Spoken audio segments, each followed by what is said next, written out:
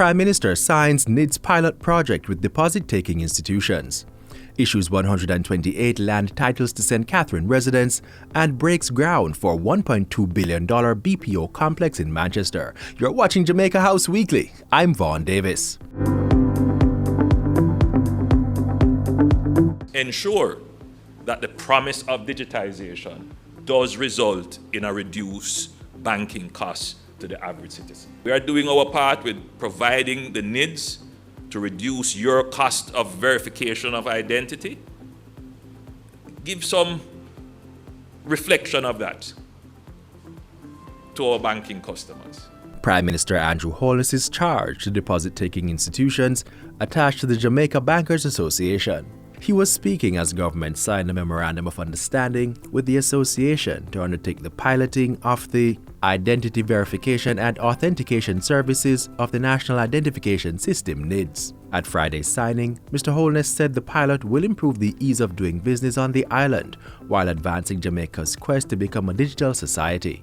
This, as the NIDS card will be the only identity verification document needed when doing business with the banks. By Friday afternoon, the Prime Minister was in St. Catherine, where he handed over 2 dwellings under the new social housing program NSHP. At the first stop, North Central St. Catherine resident Beverly Toban received a 3-bedroom dwelling. Mr. Holness hopped over to Northwest St. Catherine, where he delivered a 3-bedroom house to Ivy Smith. Mr. Holness said houses under the program are now being built at an average cost of $5.5 million, a sharp decline from the $8 million that was once the standard. The lower construction cost, the Prime Minister says, has allowed the state to build more NSHP units. As we have improved the process, we're getting the prices coming down. So we're confident that we can still go a little bit lower, but not much lower. We would have to change the nature of the construction and the technology involved, which we are planning to do, so that we can build more houses with the fixed resources. Mr. Holness said a private sector entity has agreed to build houses in support of the NSHP and urged other companies to come on board. Thursday saw the Prime Minister in Manchester, where he broke ground for the $1.2 billion Bloomfield Professional Centre. The complex is being built by K&T Development with support from the Development Bank of Jamaica. To be built over the next 18 months, the complex will provide 80 square feet of BPO space, a daycare centre, cafe, and 20,000 square feet of parking.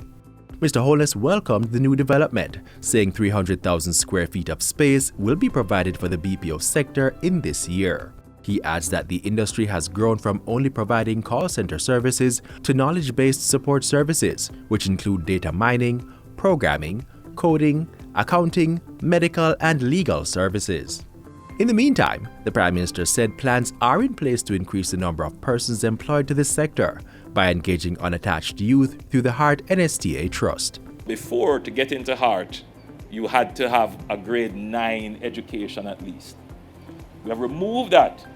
So now Heart is open to all of those youngsters who you see on the yang and driving around, and those who are in scamming and those who are in crime. There is an option for you to get into the formal economy via the route of training. The Prime Minister was back in St. Catherine on Wednesday, where he handed over 128 titles to residents who've occupied the lands. It's part of the National Land Agency's systematic land registration program. Under the project, persons who have lived on uncontested lands for the past 12 years are eligible to apply for a title. Mr. Holness says government would be supporting the issuing of more land titles by increasing the commissioning of land surveyors. The Prime Minister says additional technology will be integrated as the state expands the land registration process.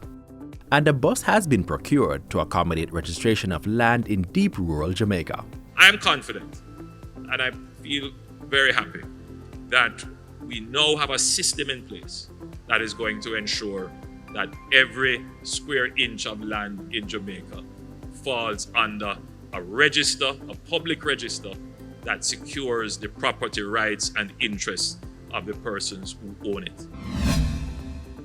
Back in Kingston Wednesday afternoon, Prime Minister Holness witnessed the signing of a Memorandum of Understanding between the Amber Group and the Heart NSTA Trust. The agreement formalized the establishment of the Amber Heart Institute of Coding. It follows a successful piloting of the institute, which involved 100 youth. And come October, 500 youth are expected to get training in software design and programming at the Institute of Coding. This is revolutionary in that we are putting the needs of the industry first. If we're serious about growth and development, we have to do more of this. And at Jamaica House early Wednesday, the Prime Minister engaged newly appointed United States Ambassador to Jamaica, Noah Nicholas Perry. Ambassador Perry, who is Jamaican by birth, was confirmed in March. Prime Minister Holness and Ambassador Perry discussed issues of national importance, including security, strengthening economic relationships between the two countries, and achieving prosperity for the people.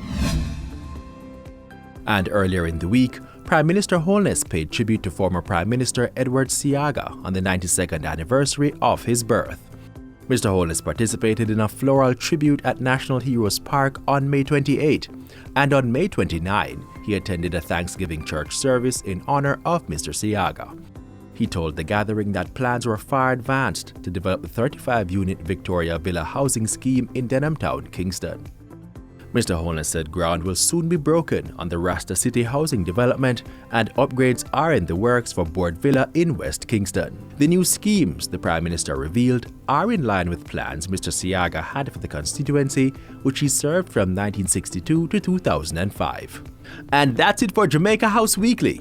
Be sure to join us next time for more of the news stories coming out of the office of the Prime Minister.